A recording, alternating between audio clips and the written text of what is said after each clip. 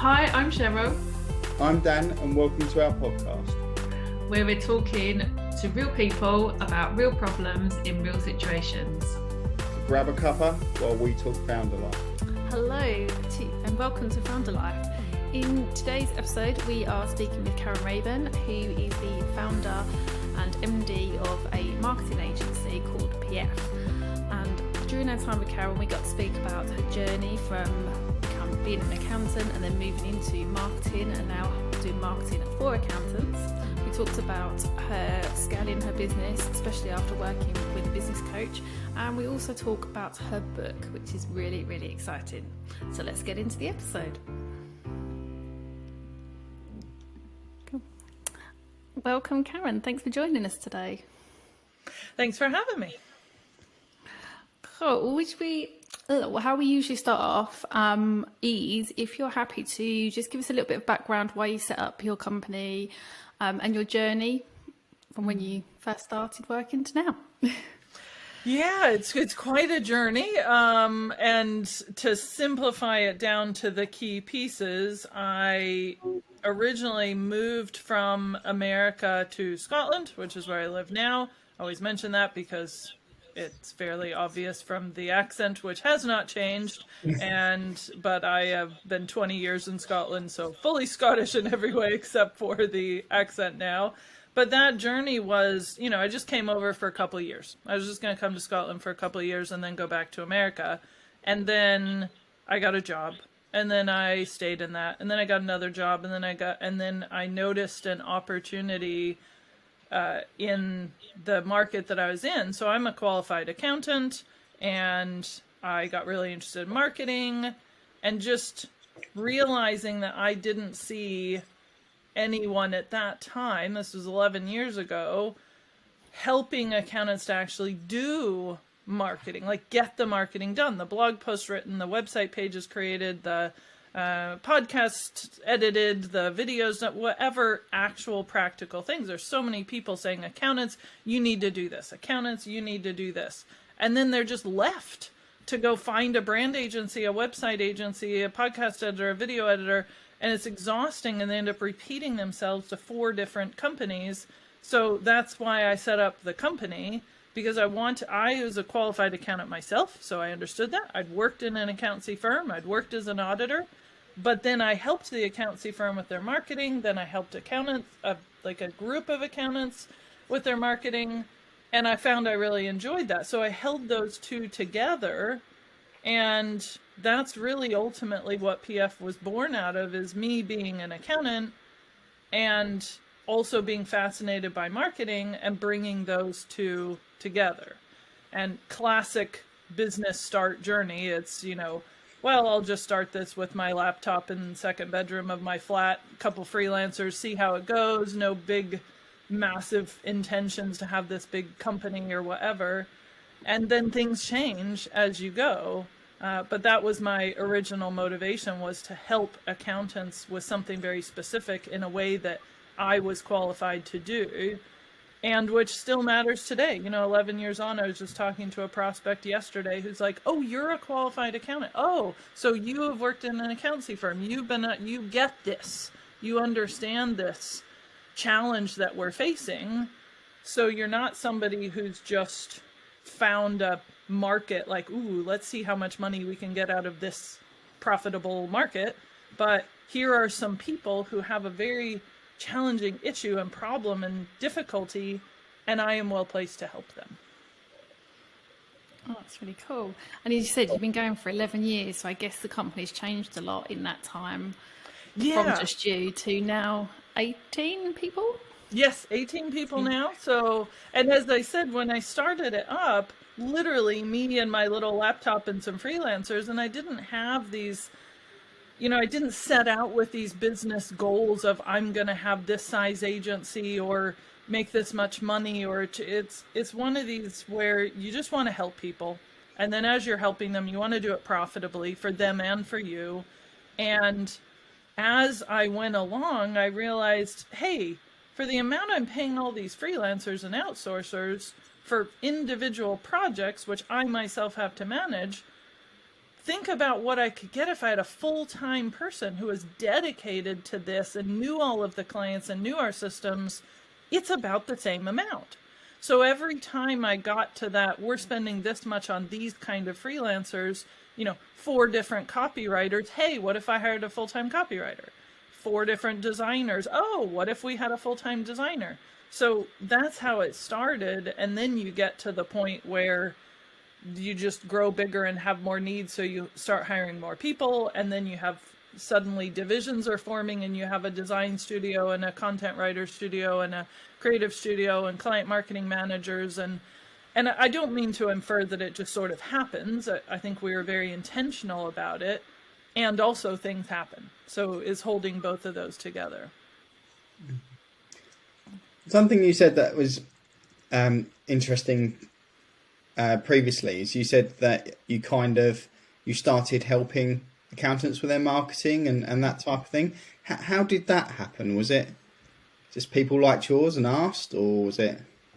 No, so that came from, I'll back up to those sort of stages. So I was mentioning I worked with a business coach one time who pointed out that I have in my business life gone in 5-year stages. And it's one of those things that I didn't realize was true until I looked backwards and went, oh, I spent 5 years doing this and 5 years doing this.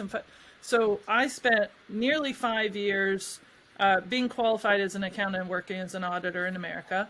Then I came to Scotland and spent 5 years working for an accountancy firm.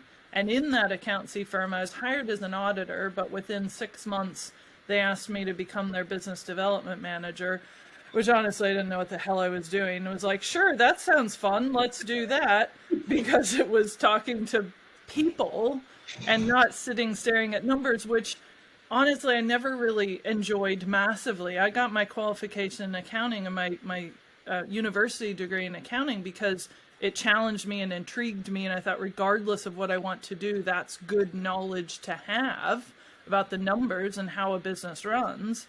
I didn't actually intend to be an accountant.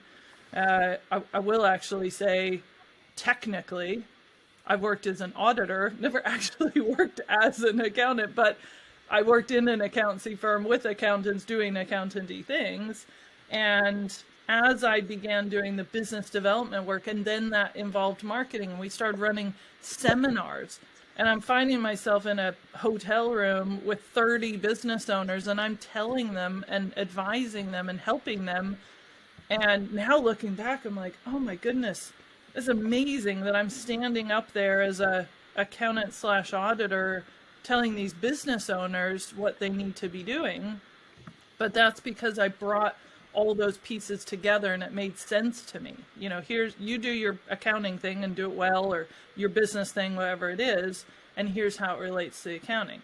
So I got my start in the marketing world in that accountancy firm. And so it was very real. Like, how much do we spend on marketing? What do we get for our marketing? What is our ROI? What's our return on investment? Where does that come from? How much do we charge?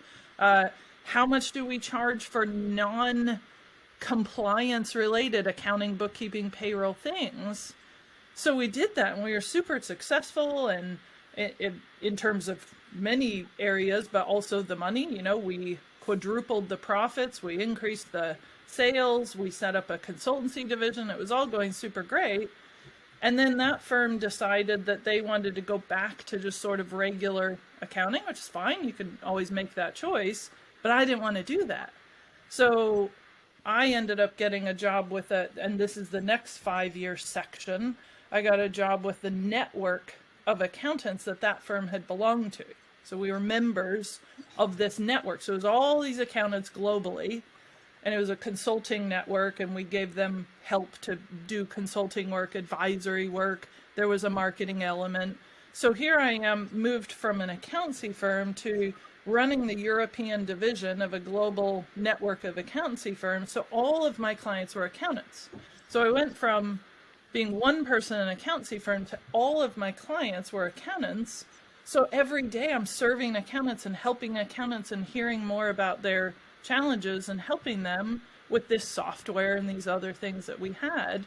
And then again, at the 5-year point, I didn't see any of this at the time, but at the 5-year point, we just got to a stage where the software that we were offering, there was like an old version, a new version, there were some challenges there. And also I just suddenly saw this new opportunity to help accountants specifically with just marketing. And that's what I wanted to do.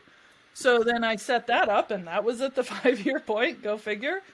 And for 5 years, I actually set it up with a business partner at the time. And again, the 5-year mark, me and my business partner realized we wanted different things. We parted ways, didn't organize that time-wise, but that's how it worked.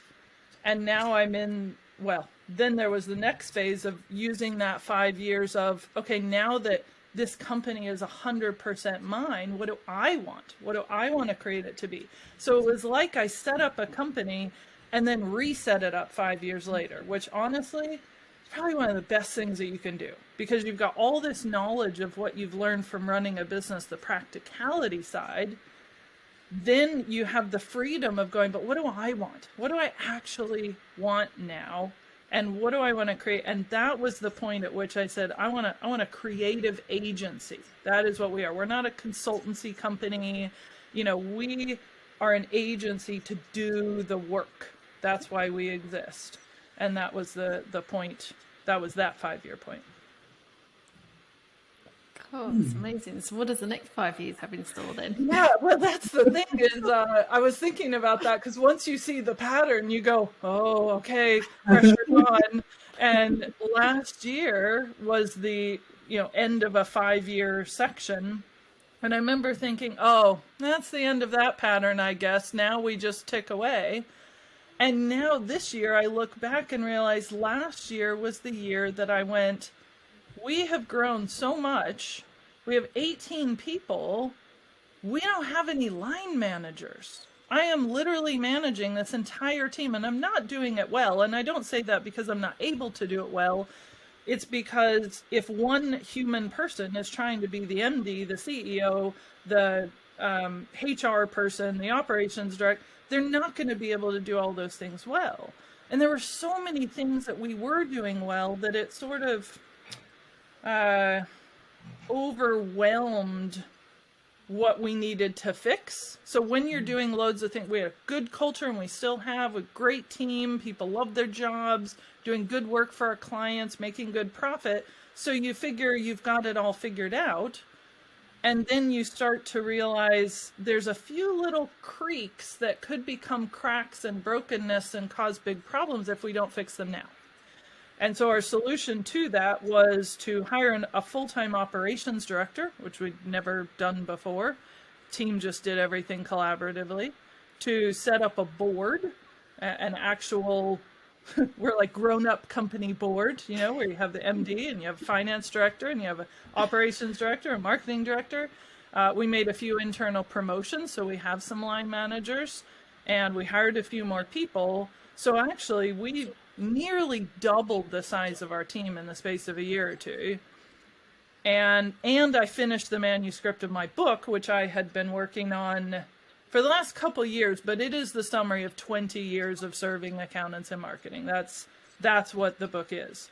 So again, looking back, I'm like, gosh, last year was the 5-year point at which we restructured the company and I finished my book. So that is significant. So I don't know, in some ways, I don't know what the next 5 years is in a positive way.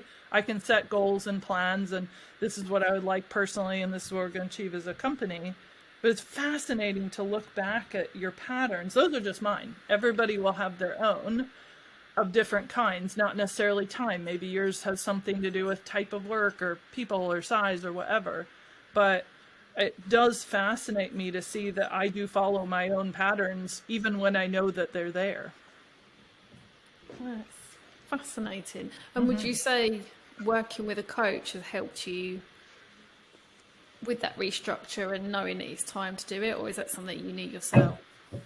I would say both. Like, one is I knew it had to happen, and equally I had gotten to the point where I realized if you want big results, you have to make big investments. Yeah. And that is something we tell the clients we work with or prospects we're talking to. I was talking to a prospect recently who, it was all a great prospect call, everything's super positive.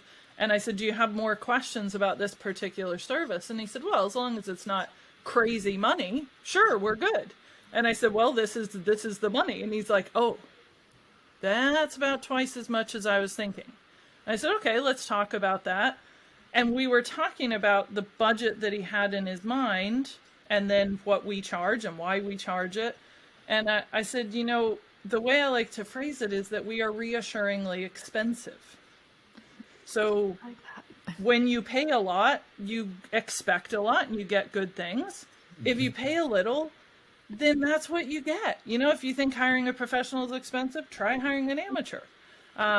Or the example that I used talking to this prospect was, you know, you can buy a Hoover for 100 quid and it's decent and it zips around and more or less picks things up off the floor. Or you can pay 400 quid for the Dyson or the Shark or the whatever, and damn, like, does that thing just solve the problem that you had? So yeah, just recognizing that. Yeah, I have a whole analogy on this. I put this into Slack today, and I'm like, team, I'll tell you later, but can you just tell me what Hoover you have, how much you spent for it, and how good it is? And basically everyone either says I have a shit Hoover that doesn't work, that I didn't pay much for, or I have a really expensive Hoover that does the job. I feel like I've gotten way distracted from your question and off onto this, but like that concept of doing really good work and focusing on that. So remind me what the original question was. That was saying, working with the coach, has that helped you with all of that? To really recognize you needed to do that. That was the next step. Yes, thank you. So that was where that came from, is when I looked last year at, we are restructuring the company. We're investing significant money in hiring a full-time operations director, and we're promoting from within to our marketing manager to a marketing director, and we're promoting to a head of our client marketing managers. We have a team of 7, and we made all those personnel investments. And I thought, well, if I'm going to really do this, seriously do this, and, you know, grown-up company style, and build a board, I need help. And I need good help. And when you get good help, you got to spend good money for it. So yeah, my business coach is not a dustbuster.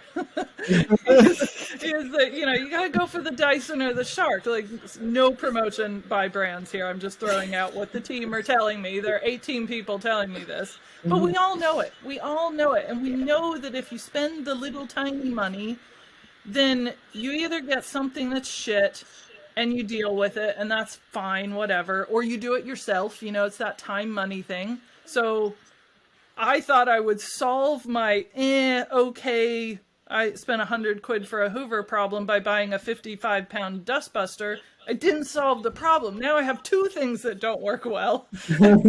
Return the dustbuster and just get rid of the Hoover, get rid of the dustbuster, and invest in the Shark or whatever the brand is. Yep. So that concept was the one that I applied last year, was saying, if I'm serious about this, if we're going to really, I have 2 choices. I can tick away and have a good company with good people and we can do the best we can, or we can level up. And if we're going to level up, then I, at least, not everybody has to do it this way, but for me, I need help. And that was a theme that I was dealing with personally in some areas as well, is in the last couple of years, I got a therapist for the first time in my life. And getting a therapist involves saying, I need help personally to work through stuff. And I was talking to a team member about this who has never been to a therapist and was saying, you know, what is it that motivates people to go to therapy if you don't have trauma or if you don't have this thing? And we were just saying, first, more people have trauma than they realize, but also, like, it's somewhere that you're stuck. We were just saying, if you're stuck somewhere, or if you have potential, you could be getting there, but you're not, and you just ask for help. So that's what I did last year. I put out a post on LinkedIn and said, I'm looking for a non-exec director. That's what I'm calling it right now, because that's the sort of level of help that I need. And I have a very specific idea in my mind of the kind of person who could help me. I don't do so well with the, 4 a.m. Monday start, pull yourself together, buy your own bootstraps. That does not work. It actually backfires. It actually pisses me off, and I do less because of it. Because I'm just like, that is so unrealistic. That's not my style. Works for some people. Some people need that. That's what they want. They want the, 4 a.m. Monday ice baths. That's their thing. Fine. Knock yourself out. That is not going to work for me. So I had to find something that worked for me, and someone who would challenge me as well as being gracious with me and holding space for things and letting me make decisions still, and feeling that autonomy of, this is still my business. I'm still the sole owner. I'm the MD and the owner. And now I have help. I have a board to go to, but that doesn't relieve me. I don't not make any decisions, but now I have help. And so my first step was to shortlist all of these business coaches, non-exec directors, etc. Follow the Cheryl, you'll be familiar with the buyer progression model that we go through, where you become aware, and then you check out somebody's website and you go to their socials and you gather all this data and information in your head before you get in touch. Then you get in touch, then you have a couple calls, and then you make your decision. So I did that, and the coach that I have now was somebody whose values matched our values and my values at PF. And when I thought about it and I looked back, I realized one of the biggest factors in his, in me choosing to work with him was his LinkedIn posts. Because every LinkedIn post I saw, there was a pattern of this graciousness. And he's got a book called Better Before Bigger, which that concept, I instantly was like, oh, it's like we're always saying to our accountants, it's not about more, it's about better. Like, why get 30 leads that you have to filter through to get 3 good ones when you could get 4 really good leads that turn into 3 great clients? So for us, it's not about more, it's about better. So things like that, there was just such a values fit, and I knew there had to be. And we worked together for a couple months, and then it was going so well, we carried on, and now he's a member of the board, and we're carrying on doing that this year. So that was the journey we went through there. Oh, that's amazing. And it sounds like it was quite a journey and everything. How did you find that person? Did you find it challenging? Did you find it scary? How did you feel about that? Because I know how I've felt as we've started scaling and people are taking over things, and I've been like, oh, okay, where's my role in the company now, type thing. So how did you find that and tackle those sort of feelings? Yeah, it's a good question. I think, and I did it the other way around. I was like, yes, this is the best ever. Let's de-Karen the shit out of this. Let's get let's get the team working. I am all for this. And I still am. And I do believe in that.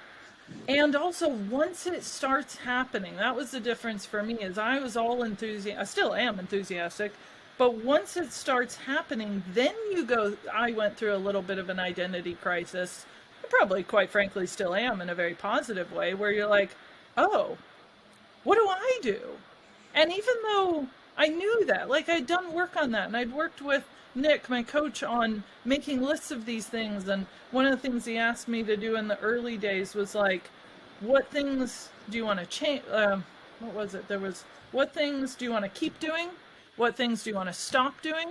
What things do you want to do a little less of? And he just said, just make a list of those. And I remember I was on a ferry over to the Isle of Mull, which is my favorite island of them all. And I was on this ferry with my phone, and I went, oh, crap, I've got that homework to do for Nick.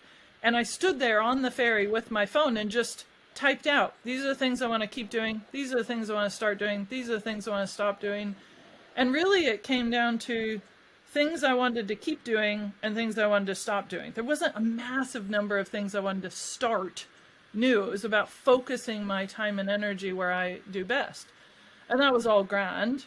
But then once we hired our operations director and we made the promotions and things ticking away, and we had a team retreat. So for the first time in the history of the company, we got every single team member globally, all 18 people from Hungary and South Africa and Argentina and America and the UK, and we got them all together for a whole week, and it was phenomenal. And then I was talking to one of our team members, our marketing director. I don't even remember what the topic was that we were talking about. And I started to get quite emotional about these things. And she's like, where's this coming from? And I said, I think I'm kind of wondering what I do now. Like, for reals wondering. There's a big difference between writing down lists on your phone and saying, yes, the team will do this, and I will write the books, and I will have time for this. But it's like the difference between imagining how you will feel when you get the house or finish the book or launch the thing, and actually doing it. And you're sitting there going, well, what do I do now with this? And being a very goal-orientated kind of person, as soon as I finish or come close to finishing, so I've got 6 more things that I'm quickly putting on the list before I take time to pause and celebrate or even grieve. And I mean that in a positive way. Like, that was my role then, and it's done now, and now I have this different one. So now I am in this stage of working through with Nick, and that's a conversation he and I have been having regularly, is, you know, what does the role look like now? And there's a little bit of fluidity and a little bit of direction. And I'm now moving to the exciting stage of it, but there's some gritty things as a business owner you got to work through. And I know for everyone it's different. Some people do it fast and deal with repercussions later. Some people do it slow. However you do it, for me, it was, I jumped in with enthusiasm, and then the emotional impact of it has taken time to really come through. And it still is, you know, there still is is this what I do now? Do I hand this off? And for the team, we've had honest conversations with them. Like, we know you would usually come to me. It's maybe a little confusing who you go to. Thanks for bearing with us. We'll get it all settled out. And if you're not sure, here's your person to go to. And yeah, it's not going perfectly like clockwork, but it's going well. And every time any of us aren't sure, we just ask, or we have the conversation, and we readjust, and we keep going. You said about when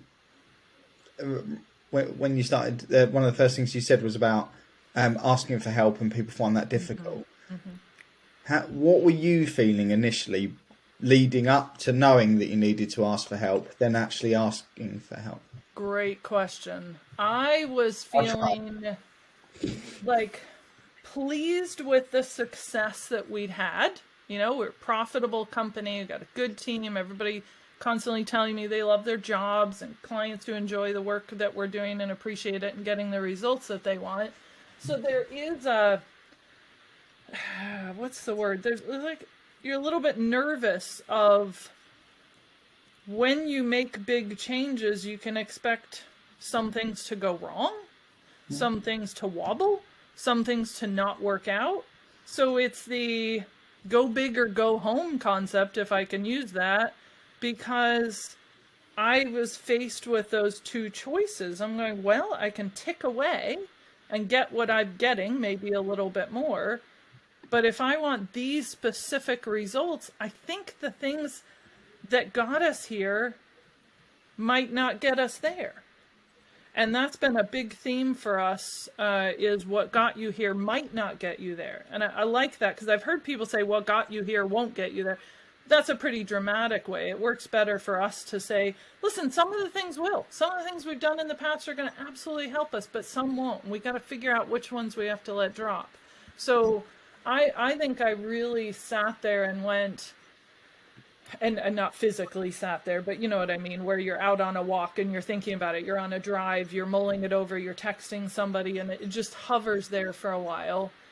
And then when I looked at all of the activities, one of the things I do in my life is, if I'm wobbling a little in a positive way, just dithering a little on something, I look at what my actions are telling me.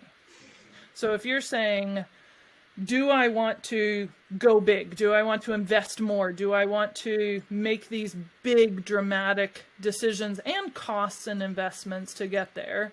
I look back and go, well, I've set up a US company, and I've hired an expert in this area to help us, and I've started looking for non-exec directors and having meetings with, like, when I looked at those activities, all of those together said that the direction that those actions were leading me was towards going big. And I knew that there was a risk to it. You know, there's a big risk to paying lots of extra money, investing lots, and instead of having loads of profits, you have less for a time, and you accept that, and you plan for that, and you set up your accounts and your cash flow and all of those great things with your accountant for that, and which helped me immensely. Total side note, positive plug for the best accountants. We use the accountants that we use, we've been using for since I took over the business 6 years.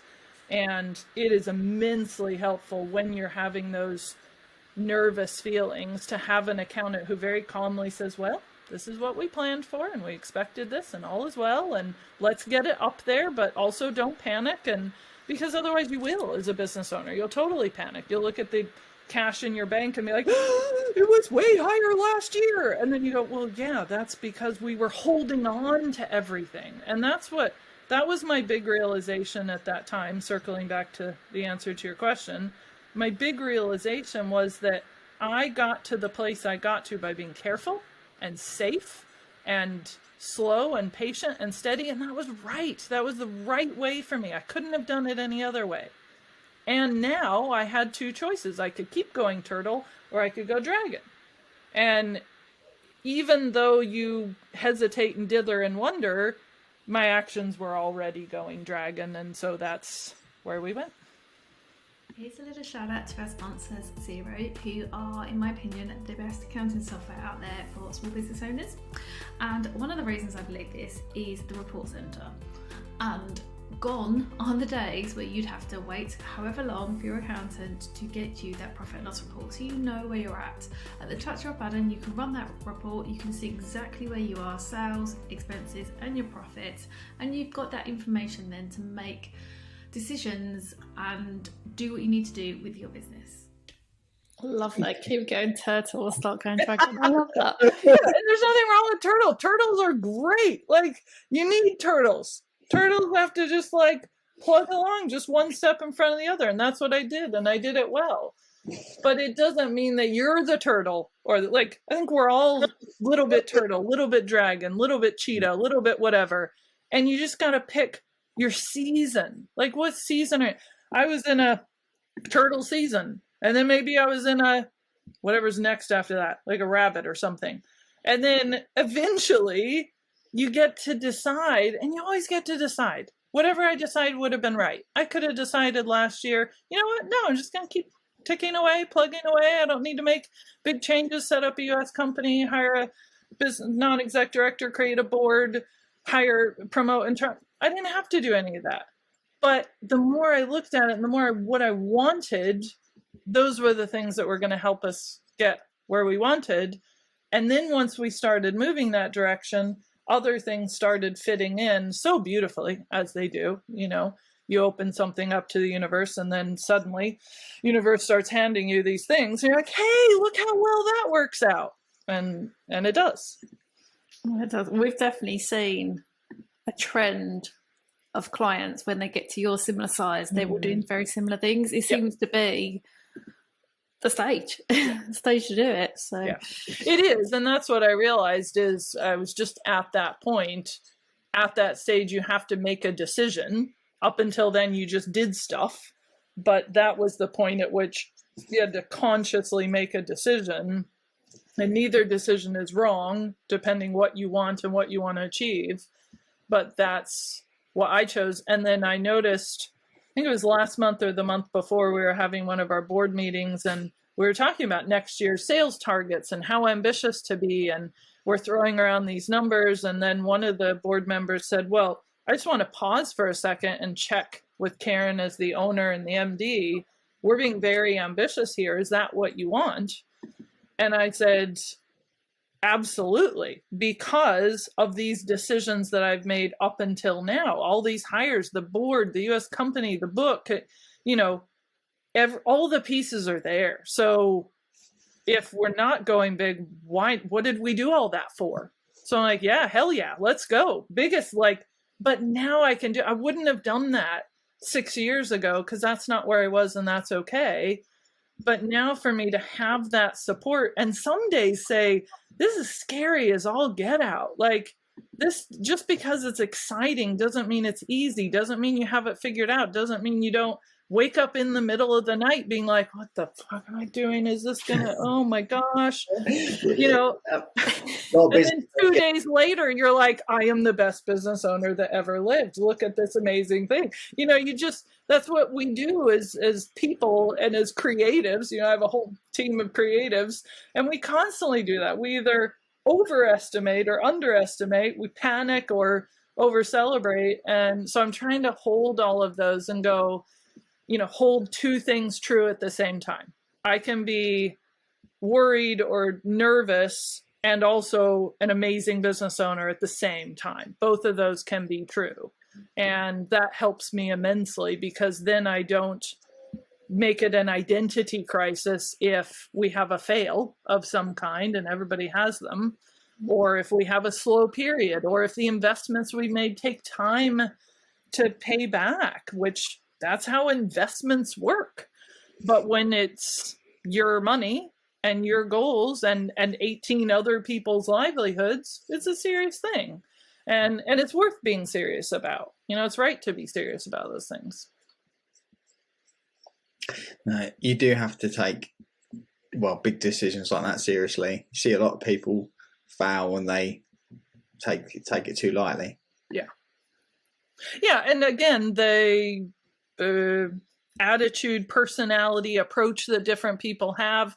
I've seen people who started up businesses 3 years ago that are way beyond, you know, numbers wise or whatever, where we are at PF. And I still, it's going a whole lot better now, but I still have to remind myself, you're not them. You don't have to be them. You can be whoever you want to be, but you don't have to be them, because you've got your own unique view on the world and this company, and just lean into that. And when you lean into that, I know we talked about this, Cheryl, the whole imposter syndrome and comparison game is very real. It's very real. Mm-hmm. And the people who feel it the most sometimes are the people who are ambitious and driven and enthusiastic and excited, and also a little terrified and a little wondering, you know, what's over there? What's that other person doing? And being able to hold that, you know, it's one of my goals to be able to hold that and celebrate equally with myself and with someone else. Yay for you, you did this. Yay for me, I did this. Yay us, you know, and you hold both of those together, as opposed to, well, I did this, but they did that. It's all in the perception and the approach you give to it. It's important we don't get into the comparison game, isn't it? Because you're never going to be dealt the same set of cards, the same scenarios. Everyone's journey is randomly different. Mm-hmm. And making the same decision in different situations is not going to equal the same outcome. No, it doesn't. And that's why I think we were talking even before we kicked off the podcast of this concept of the well, I had this problem and this slight problem and that slight problem. I did these 4 things, and now I'm a billionaire with this car, and I own an island, and I make my own wheat. And you can too if you buy my PDF guide. And you're going, listen, you know, I have all the time for PDF guides when they're helpful. But the point is, like you said, just because first, did that even work for you? You know, that's where my accounting qualification, there's an element of a professional accountant.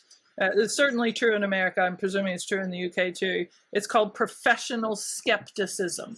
And it is a part of your job as an accountant to be professionally skeptical, something accountants can be really good at. And it sometimes can be personally skeptical as well. But the point is to be professionally skeptical, which means if a client comes and says, I spent this much money, I don't have a receipt, but you just have to trust me. You're like, listen, I got to be professionally skeptical here. You got to give me a receipt. That's the sort of approach I take to those.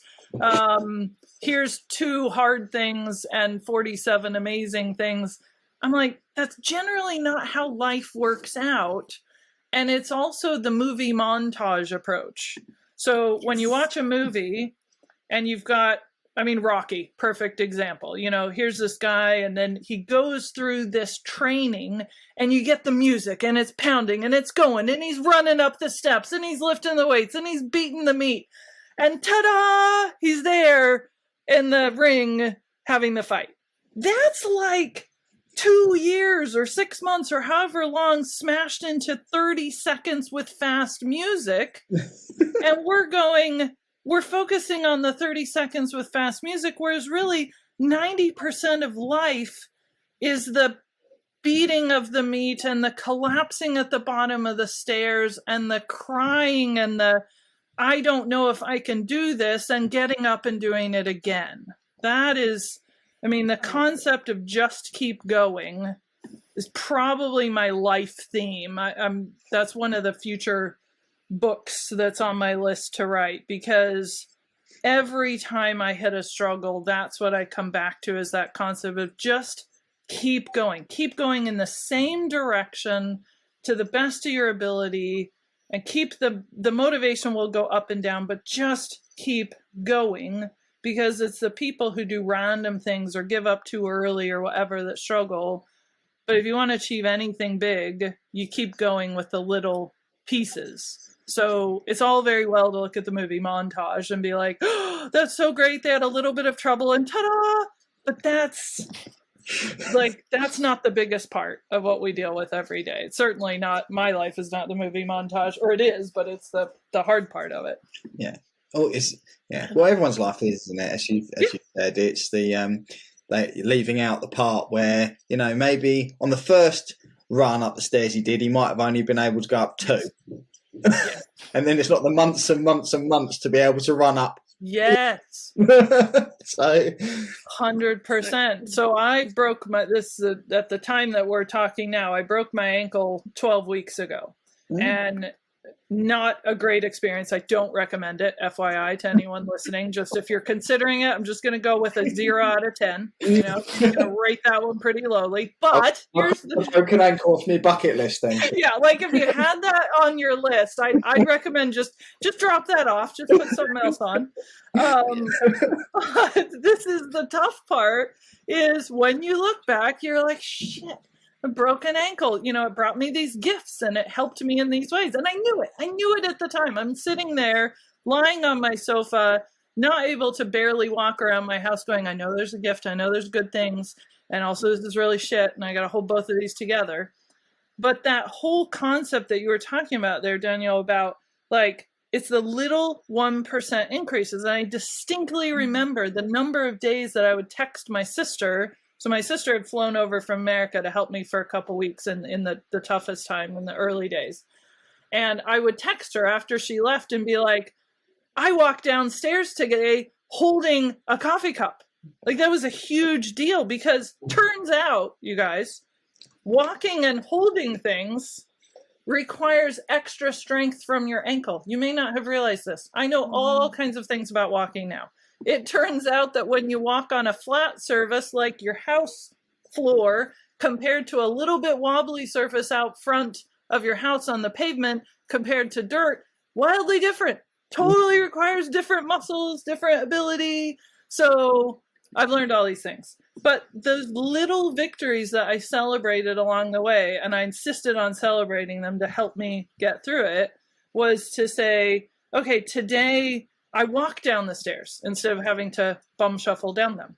Today I got up, got dressed, made coffee, and that took an hour and a half instead of 2 hours, or it took 45 minutes, or it took 10 minutes. And you only see it looking back. And no matter how much at the time you go, okay, I know this is good and I'm making progress, you have to look back to see the progress you've made and how far you've come. And that same thing applies for business. Like I can sit there and look ahead to all the things I wish we were doing, but it is good to pause and look back and go, do you know, I did this, I set up the company, I have this team that I've grown, I have 18 people and we've gotten here and we're still here and I've written a book, and those pieces are all coming together and those are worth celebrating. but it's the little pieces that come together to get you to the results. Definitely. It definitely is. And I sometimes find as well, it seems like it's one step forward and 2 steps back, and then maybe 2 steps forward and 1 step back. And Yes. it's just, it's never that linear straight path, is it? No. Like, have you seen those ones where like you've got the line that goes straight up, like an arrow going straight up, and then you got this like swirly line that just swirls around in a big old mess and then goes up. That's that one I get. Totally get that. Yeah. No. That's just my mind on a daily basis. That's everybody. That's our lives. That's our lives. Oh, it is, isn't it? You've mentioned your book a couple of times, so I would love for you to tell everyone listening a little bit more about your book and what it's, who it's aimed at, obviously accountants, but what it's going to do for people. Yeah, love it. So a couple years ago, I'm just going to give you a little background of how I came to writing a book, because I'm a prolific writer anyway. I just write. I'm one of those people. I write notes on my phone. I write Instagram little mini posts. I write blog posts. I write all the time. I love writing. I've had loads of people be like, when are you going to write a book?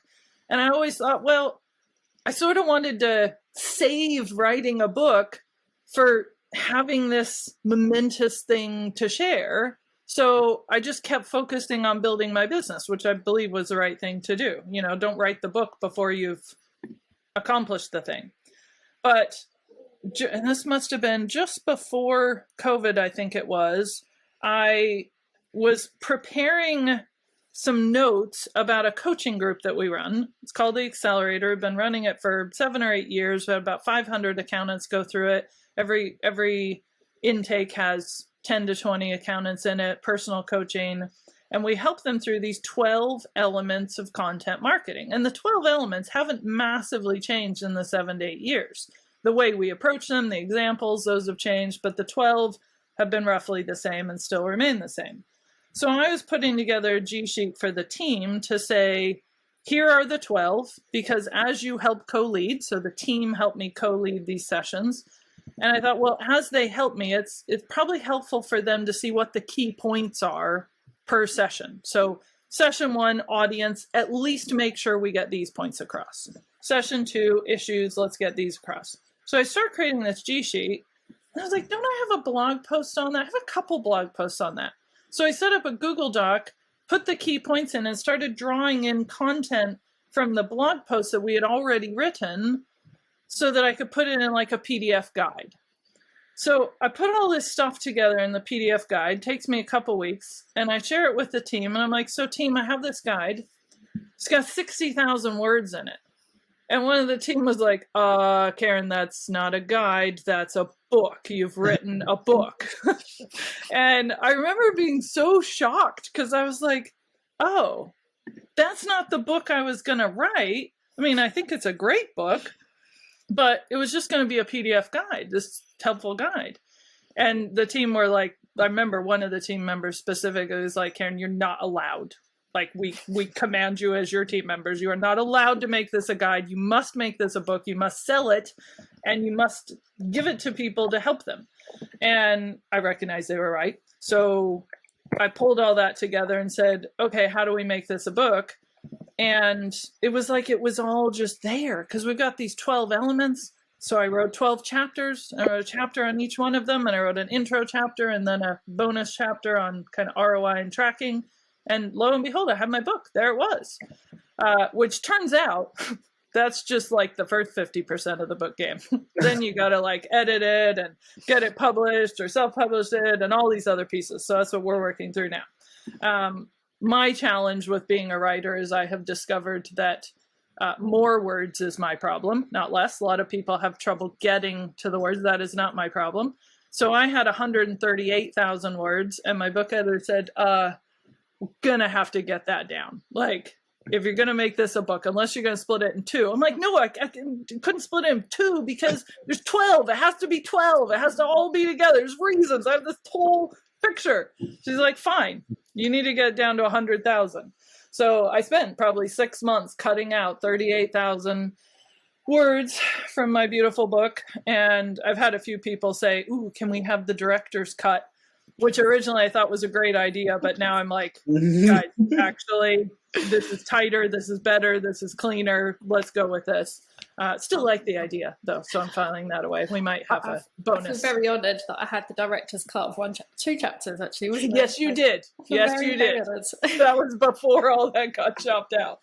So yeah, we did have people review individual chapters, and that helped immensely. And now I've set up a pre-launch team. So to circle back to your question, the book is called The Accountant Marketer. It is for accountants who recognize that marketing is part of their job.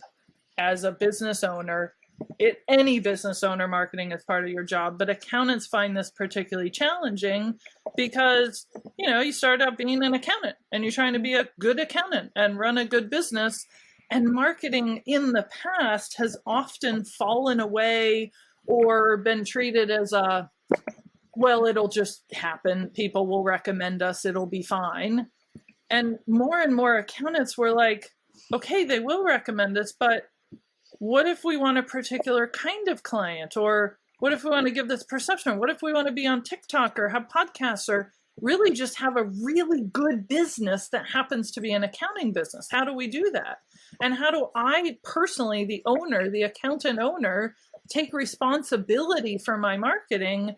And this relates back to us at PF as a creative agency working with accountants on their marketing. We tell the accountant, listen, marketing is ultimately your responsibility. You don't get to abdicate that. You don't get to hand that off to PF and go, okay, show us the money, make it happen, hope it goes well. Here, we'll throw some money at you. That's not how good marketing works.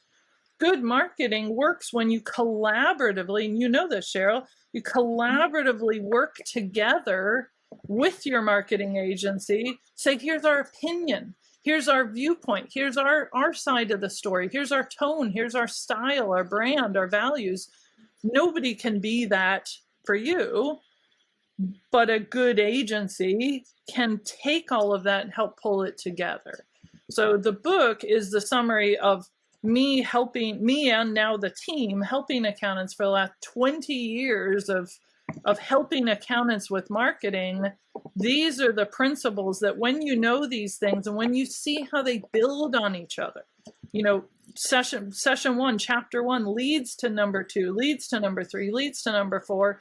And we always find when people go through the accelerator, they get to session 12, which is on marketing campaign.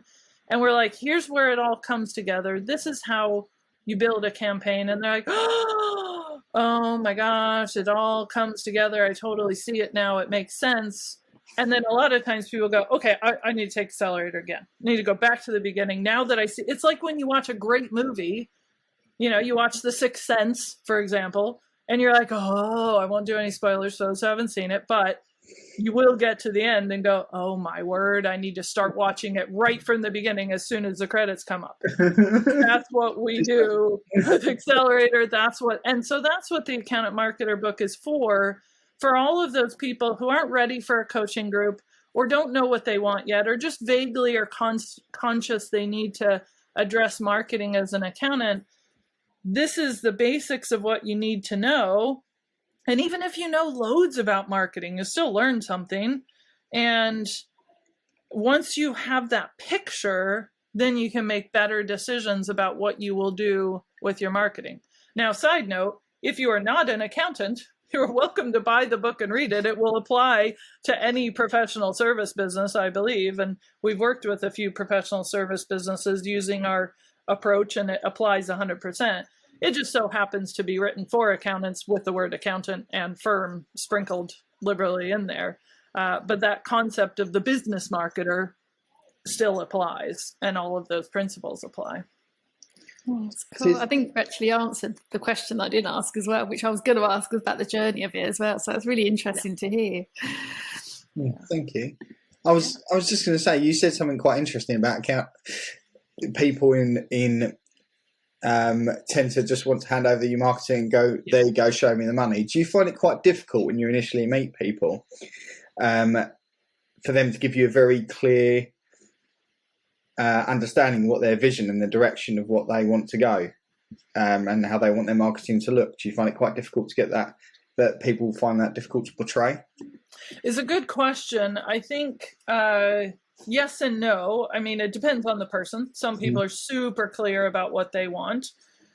I think the bigger question is for people to, one of our phrases at PF is question everything. First, do you know what your goals are? Second, are those really your goals? Is that really what you want? Are you really willing to do this to get there? How much do you want to change as your information changes? So, if we're talking to a prospect who says, well, we've gotten here, the place that we're at, by doing some word of mouth and not really honestly spending much on marketing. So why would I spend much with you? And we're like, well, you don't have to. I mean, the question then back is, how's that working for you? Because if it's working great, carry on. Hope it goes well. But if you want to change something, this circles back to what we were saying about the lessons I've learned. If you want to change something, then you probably need to begin to invest big. Now, you can start small and build that. You don't have to invest all at once necessarily. And one of our philosophies at PF is start small, start safe. We would rather have somebody spend a small amount per month and work up to it than invest a ton full of doubts and fears about whether this is going to work at all. Do a little, see how it works, do a little more. But when I say see how it works, I'm not talking the old school way of marketing where you send one email and go, nobody responded, email is a fail, not going to use email. I posted 4 times on Twitter and I haven't gone viral. That's a complete waste of time. That doesn't work.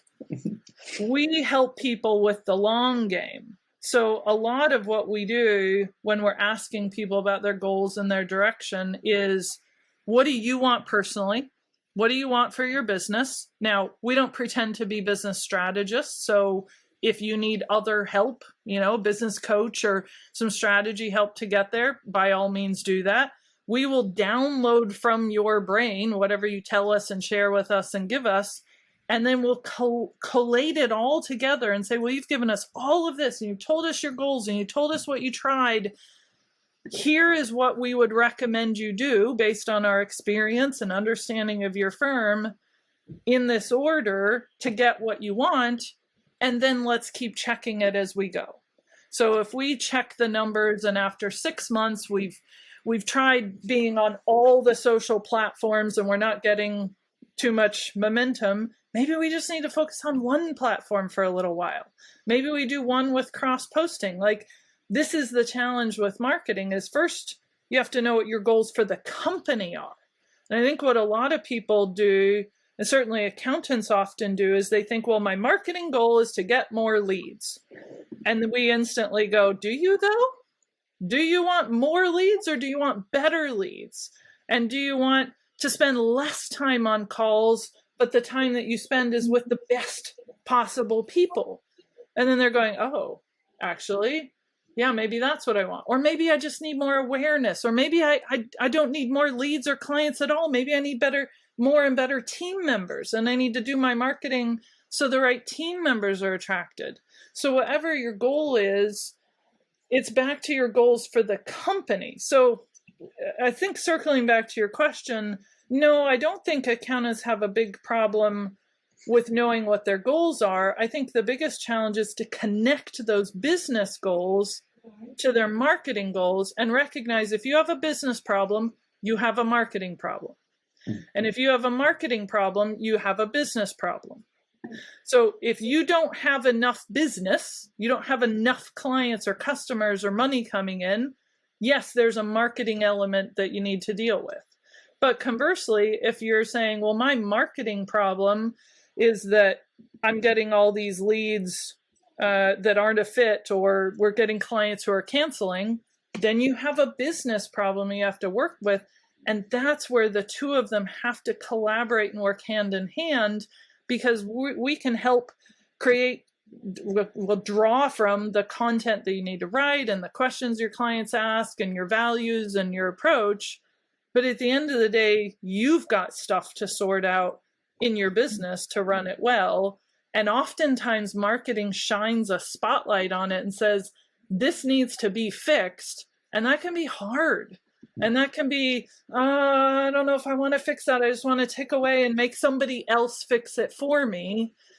And that's circling back to this concept of the accountant marketer is saying, no, you fix it and we will help you and we'll give you all the support. And here's all the free resources. And if you want to do it yourself with all that help, fine. If you want to pay us for some help, fine. But you need to be responsible to fix these things. And marketing is going to shine a light on some of the things you need to address. That's pretty incredible. Yeah, it's a powerful thing, and it's a scary thing because of that. Because when anything shines a light on something you need to fix, your ego gets in there, your fears, your comparison game, your, well, this other company isn't doing it, and they seem to be fine, and what are you saying about me anyway? And actually, I have a great company. Like, part of marketing is setting the ego aside and not letting it run things, but it's being very practical and honest and saying, and taking responsibility. Here's where we could do better. Here's where we failed. Here's where we succeeded. Let's pull all this together and cause our marketing to simply be this most honest, authentic, real representation of who we truly are, so that we have to spend less time trying to convince people and letting our marketing do 90% of the convincing. And then we just show up for the sales call and then they tell us what they want. That's ultimately where many of us want to get. And when you have the right marketing over time, that is what happens. Mm-hmm. There's so many people, as you've already said, they say that, as you've already said, like they say their goal is X, but when you kind of question that, you go through it, it turns out to be Y. Yeah. And that happens so much and so often. And especially when I sit and talk to people in what I do, it's quite often people will just lay out this arbitrary goal. Yes. You question it and you question it and question it. And you say, well, actually, you said this, but you mean something completely different. You actually this over here. So I find that really interesting that you do that. And as well, I suppose you do that, as you said about authenticity, you do the market people authentically. That just helps everyone, doesn't it? Because the type of client or people they're going to attract are going to be people that are right for their business, right fit. So then less client cancellations. They get that are for life. They get good marketing divides. That's its job. It is supposed to bring the best people and send away the ones who are not a fit for you. It's not about best and worst, like this is a good client, this is a bad client objectively. There's no such thing. There's a good client for you and a client who is not a fit for you. Doesn't mean they're not a nice person, or maybe they're not a nice person, but that's another issue. Most clients that you could have tend to be somebody that you could help. But the question becomes, are we best placed to help? Is this the most profitable for us and for them? And do we like them? Do we enjoy their company? Do we have the same values? So when you take all of those together, then your marketing is supposed to do most of the work for you and cause some people to come to your website and be like, ugh, I don't want to work with them. Great.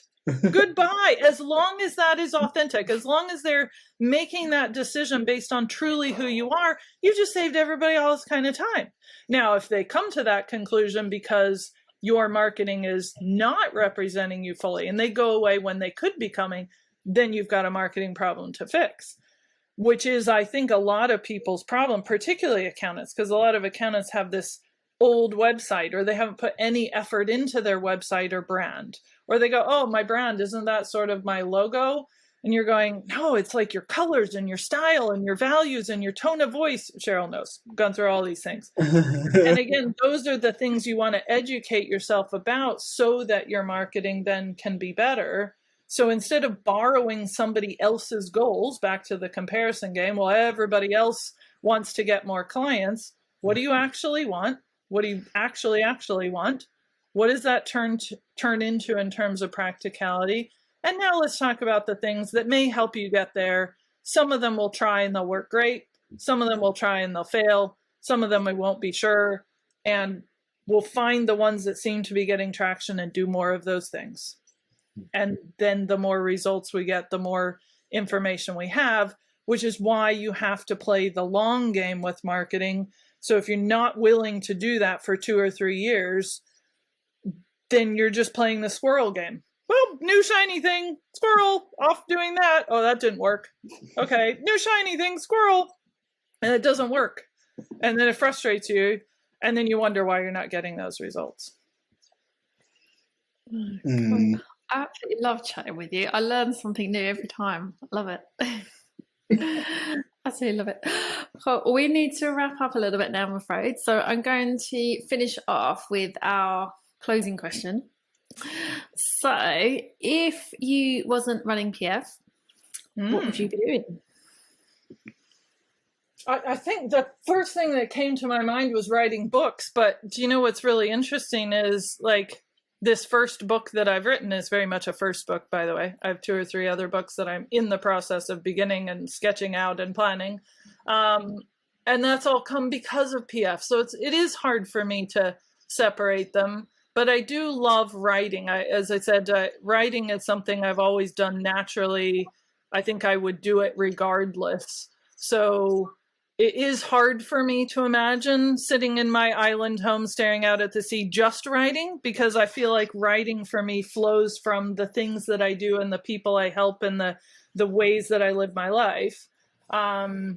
So it is hard to separate it, but that is the first thing that came to mind, because I do love writing, and it's one of those things where time can disappear.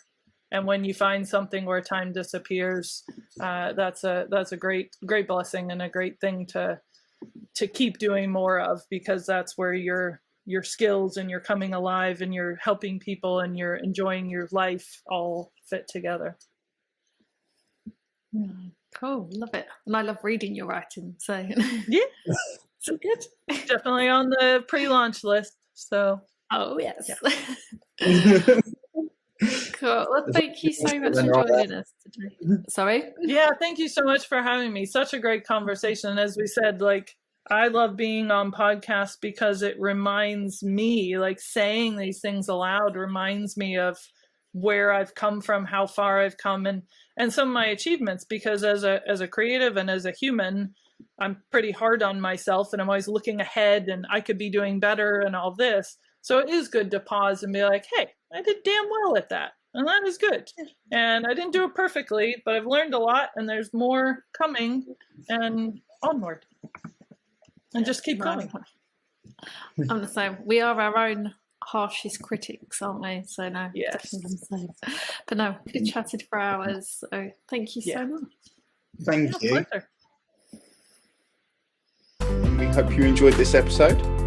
If you did, please like and subscribe, and we'd also love to hear your feedback, so please leave us a review or drop us a DM on our Insta @FounderLifePodcast. See you in the next episode.